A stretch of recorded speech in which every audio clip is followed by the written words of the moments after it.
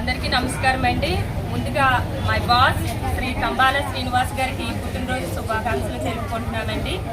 BJP నాయకులు, విశ్వధర్మ పరిరక్షణ రామసేన అధ్యక్షులు శ్రీ కంబాల శ్రీనివాస్ గారి పుట్టినరోజు సందర్భంగా ఈరోజు మా బూరుపూడి గ్రామంలో మరి ఆయన పుట్టినరోజు సందర్భంగా ఉచిత డెంటల్ మెడికల్ క్యాంపు పెట్టించుకోవడం జరిగిందండి. రాజానగరం లెనోరా డెంటల్ హాస్పిటల్లో డాక్టర్ సిబ్బంది చేత మరియు చల్లని మజ్జిగ చలవేంద్రం కూడా ఏర్పరచడం జరిగిందండి. కేక్ కటింగ్ కూడా జరిగిందండి. మరియు సాయంత్రం 6 గంటలకి మా రామాలయంలో కోటికేశ్వరం శివభక్తి భజన వారి చేత భజన కార్యక్రమం కూడా జరుగుతుందండి.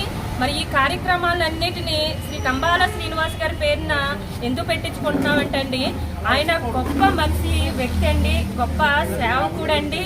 ఈ గ్రామంలోనే కాదు, ప్రతి గ్రామంలో కూడా ఆయన ప్రస్తావన చాలా గొప్పగా ఘనంగా ఉందండి.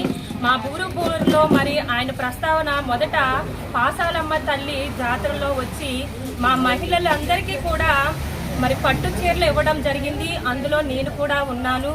మరియు సుబ్రహ్మణ్య స్వామి గుడి ఆలయ ప్రస్తావనకు కూడా రావడం జరిగిందండి. మరి ఆలయానికి కూడా విరాళం ఇవ్వడం జరిగింది. వెంకటేశ్వర స్వామి గుడికి కూడా బ్రహ్మోత్సవాలు జరిగినప్పుడు అన్న సంరాధన కార్యక్రమానికి కూడా సారు విరాళం ఇవ్వడం జరిగింది. 125 కేజీలు బియ్యం, 10,000 రూపాయలు స్వామివారికి విరాళంగా ఇచ్చారండి. ఉచిత టైలరింగ్ శిక్షణ కేంద్రానికి కూడా 40,000 విలువ గల మిషన్లు, కుట్టు మిషన్లు కూడా కేంద్రానికి ఇవ్వడం జరిగిందండి.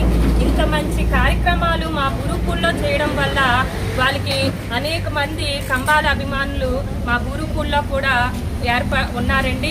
మరి నా తమ్ముడైన కాశీని ప్రభుకుమార్ కూడా కంబాల శ్రీనివాస్ గారు అంటే చాలా ఇష్టమండి.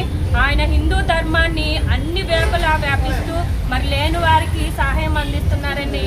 మరి అలాంటి ఆయనకి మా తమ్ముళ్ళు లాంటి వాళ్ళు మేము అనేక మంది అభిమానాలు సంపాదించుకున్నారు కంబాల శ్రీనివాస్ గారండి.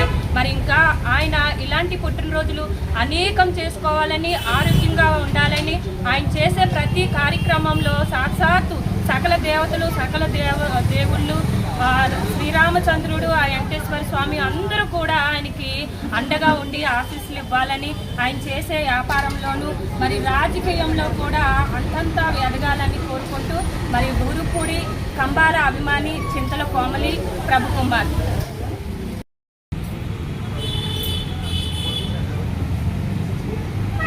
మౌనంగా ఉండేవారు కాదు, ధర్మం తప్పుతుంటే తట్టుకునేవారు అంతకన్నా కాదు. దైవం గొప్పతనాన్ని చాటి తెస్తూ సనాతన ధర్మానికి ఒక ఉక్కు కవచంలో నిలబడ్డారు. ఇతర మతాల వైపు వెళ్తున్నాడు.